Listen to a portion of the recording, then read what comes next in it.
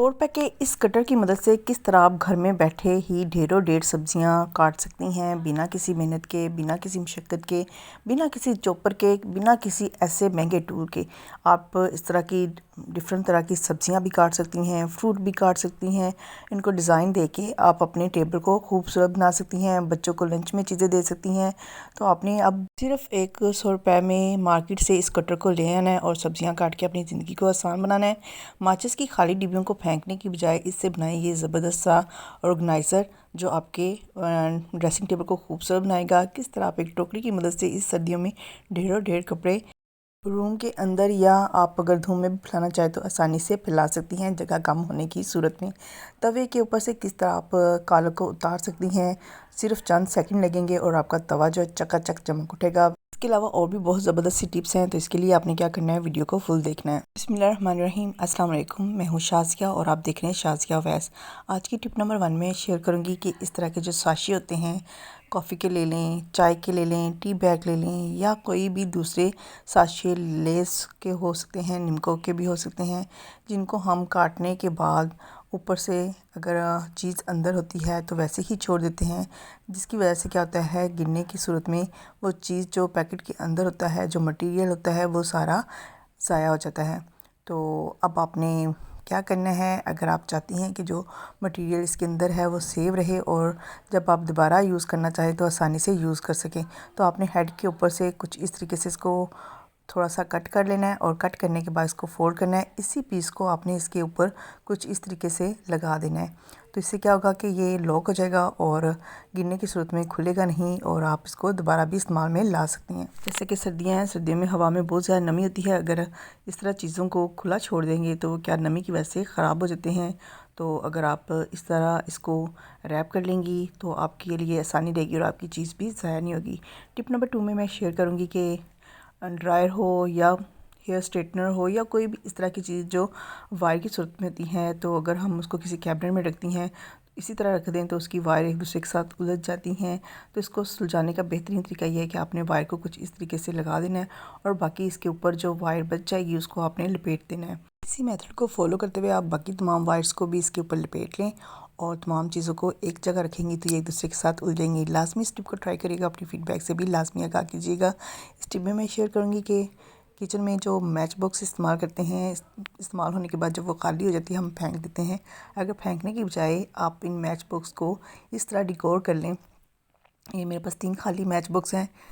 सबसे पहले आपने इन तीनों मैच बॉक्स को एक दूसरे के ऊपर डबल टेप की मदद से, ग्लू की मदद से, किसी भी चीज़ से आप इसको फिक्स कर लें ताकि जब हम इसको इस्तेमाल में लाएं तो ये हिले नहीं और डिकोर करने में आसानी रहे। ये मेरे पास एक ग्लिटर शीट का पीस था, उसकी मदद से मैंने कुछ इस तरीके से इसको डिकोर कर लिया। डिकोर करने के बाद ये मेरे पास बटन भी थे, बटन लगा लें, बीड्स लगा लें, जो आपके पास है वो लगा के इसको आप सजा लें। और उसके अंदर आप क्या रख सकती हैं, सेफ्टी पिन रख सकती हैं, हिजाब पिन रख सकती हैं। इसके अलावा और भी छोटी छोटी रिंग्स वगैरह या इस तरह ज्वेलरी की जो छोटी चीज़ें होती हैं वो आप इसको रख के आप अपनी ड्रेसिंग टेबल पे भी रख सकती हैं। अगर आप एक जगह से दूसरी जगह मूव कर रही हैं, अगर आप चाहें तो इसके अंदर गोल्ड भी रख सकती हैं। तो इसको आप अपने बैग में रखेंगी तो ये सिक्योर रहेगा और आपकी चीज़ें जो है वो गुम भी नहीं होंगी। और जब ये रेडी होता है, इतना प्यारा मिनी सा कंटेनर लगता है, तो आप लाजमी इसको बनाइएगा और अपने बैग में भी रखिएगा। इस टिप में मैं आपके साथ शेयर करूंगी कि सर्दियां आ रही हैं, सर्दियों में जो छोटे घर होते हैं, इसके अलावा अगर आप बाहर भी कपड़े फैला रही होती हैं, ज़्यादा कपड़े पहनते हैं सर्दी रोकने के लिए, तो हमारे जो कपड़ों की तादाद होती है वो हो जाती है ज़्यादा। तो अगर आपके साथ भी ये इशू है तो आपने लाजमी इस टिप को ट्राई करना है। छोटी छोटी टोपियाँ रख लें, कैरी जो है ना बास्केट बना लें।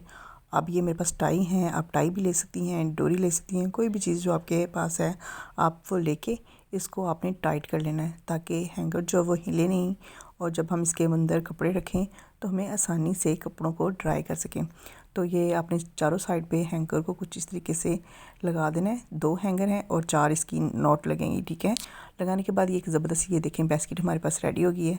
तो इसकी मदद से आप कमरे में भी किसी जगह पे इसको हैंग करके इसके अंदर कपड़े फैला सकती हैं। इसके अलावा अगर आप धूम में भी फैला रही हैं, तार पे आपने दूसरे कपड़े डाले हुए हैं, तो आप इन हैंगर की मदद से कम जगह पे इनको लगा के तो मज़ीद कपड़े भी सुखा सकती हैं। इसके अलावा छोटे कपड़े जैसे बच्चों के सॉक्स हो गए, बड़ों के सॉक्स हो गए, बच्चों के इनर्स हो गए, ये जो है ना तारों पे जगह भी ज़्यादा घेरते हैं। इसके अलावा अगर गिर जाएं, गुम हो जाएं तो मुश्किल होती है।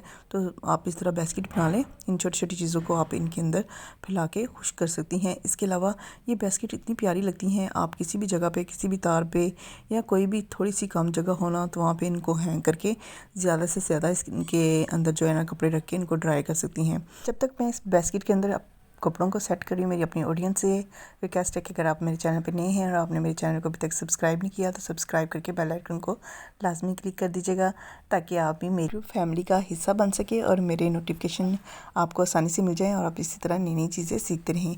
इस टिप में मैं शेयर करूँगी कि तवा साफ़ करना बहुत मुश्किल लगता है, क्योंकि ये ज़्यादा इस्तेमाल में आता है। इस्तेमाल में आने की वजह से इसके ऊपर बहुत ज़्यादा कालक जमा हो जाती है। तो इसको साफ़ करने का बेहतरीन तरीका ये है कि आपने इसको चूल्हे पे अच्छे से तपा लेना है, इतना तपाना है कि इसके अंदर से धुआं निकलना शुरू हो जाए। और जब ये गर्म हो जाए तो आपने छुरी की मदद से इसको खुरचना है। आप खुरचेंगे बहुत आसानी से, इसके ऊपर जितनी भी कालक जमी हुई है, जो मैल छैल है, वो सारी निकल जाएगी और तवा जो वो नीचे से साफ़ निकलना शुरू हो जाएगा।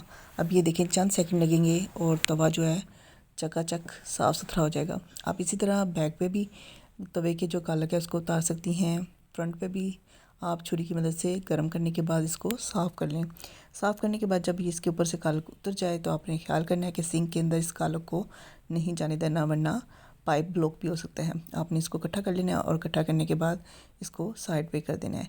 अब ये सारी कालक मैंने उतार ली है। उतारने के बाद अगर आपको लगे कि तवा ठंडा हो गया है तो आपने इसको दोबारा चूल्हे पे रखना है और गर्म करना है। जो बाकी थोड़ी बहुत कालक रह गई है तो आपने उसको भी साफ़ कर लेना है। साफ़ करने के बाद पहले इसके ऊपर पानी डालेंगे ताकि इसको गीला करें, और गीला करने के बाद ये थोड़ा सा इसके ऊपर हम डाल देंगे काला तेल, जो मार्केट में आसानी से मिल जाता है।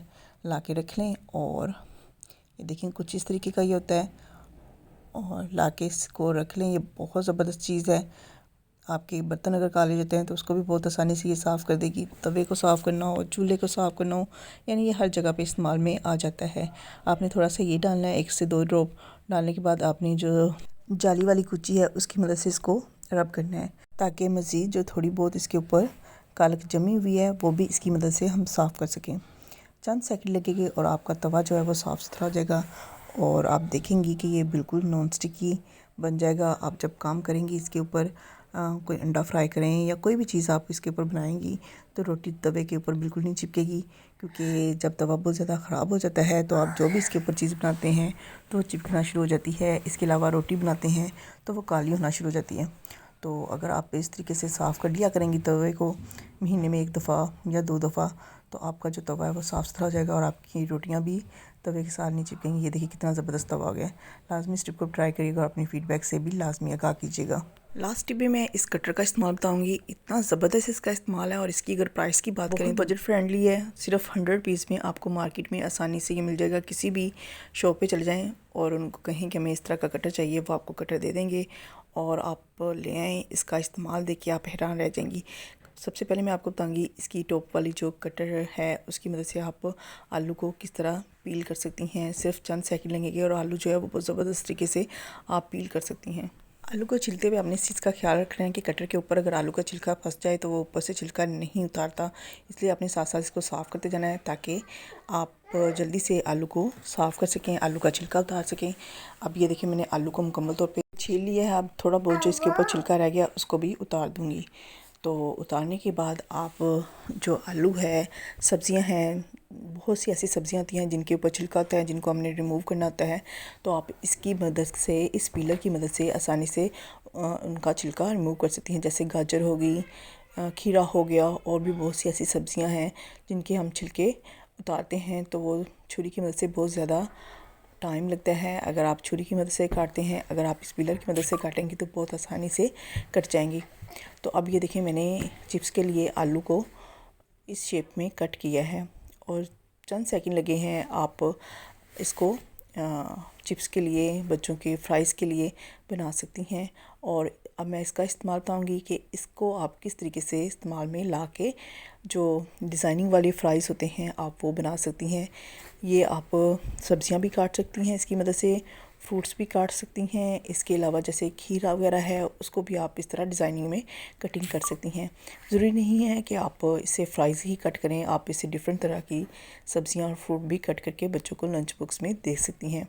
अब मैं नेक्स्ट जो है इसका इस्तेमाल बताऊँगी कि इसकी मदद से आप किस तरह सैलड कट कर सकती हैं। ये देखिए मैंने पहले आलू को इसके साथ किया है, अब मैं खीरे को कर रही हूँ और इतना बारीक खीरा कट होगा कि आप हैरान रह जाएंगी। बहुत ज़बरदस्त ये टूल है, आप लाजमी ले आएँ। ये मेरे ख़्याल से हर घर में होना चाहिए। ख़वातीन की जो है ना बड़ी मुश्किल इससे आसान हो जाएगी और आप बड़ी बड़ी मशीन बहुत कॉस्टली परचेज़ करती हैं, अगर सिर्फ यही आप ले आएंगी ना तो आपकी भी जो है ना बड़ी परेशानी दूर हो जाएगी। अब ये जो है ना इसकी मदद से आप अगर गजरेला बनाना चाह रही हैं तो आप गाजरे काट सकती हैं। इसके अलावा कचुम्बर सैलड भी आप इससे काट सकती हैं। ये देखिए कितना बारीक कट हुआ है। अगर आप कोई रेमडी वगैरह बना रही हैं, खीरे का जूस निकालना है तो आप इसकी मदद से जूस भी निकाल सकती हैं। अब ये जो होल्स हैं इनकी मदद से आप क्या काम ले सकती हैं, इस पे आप लहसुन या अदरक का पेस्ट बना सकती हैं। इसके लिए आप डंडा कुंडा इस्तेमाल करती हैं या चॉपर इस्तेमाल करती हैं तो सिर्फ आप इसकी मदद से आप देखें बगैर चॉपर के बगैर कुंडे के इसको लहसुन का जो है पेस्ट बना सकती हैं, क्योंकि लहसुन के पेस्ट बनाने के लिए आपको इन चीज़ों की ज़रूरत पड़ती है। और मेरे साथ तो मुझे तो ये बहुत मुश्किल काम लगता है कि थोड़े से लहसुन का पेस्ट बनाना होता है तो आपको चॉपर या इन चीज़ों की ज़रूरत पड़ती है। अगर आप मार्केट से चॉपर वगैरह परचेज़ करते हैं 5-10 से उसकी जो है कॉस्ट है वो स्टार्ट होती है, जो बजट फ्रेंडली नहीं होती। हर किसी के लिए जो है चॉपर ख़रीदना मुश्किल हो जाता है, लेकिन ये इतनी ज़बरदस्त चीज़ है। मैं बार बार इसलिए कह रही हूँ कि लाजमी इसको परचेज़ करें, क्योंकि ख़वातीन जब किचन में काम करती हैं तो उनको इन चीज़ों की ज़रूरत पड़ती है।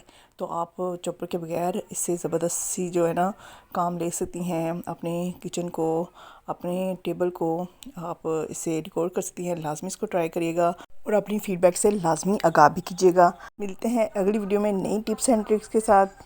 तब तक मुझे दें इजाज़त। Tata bye bye.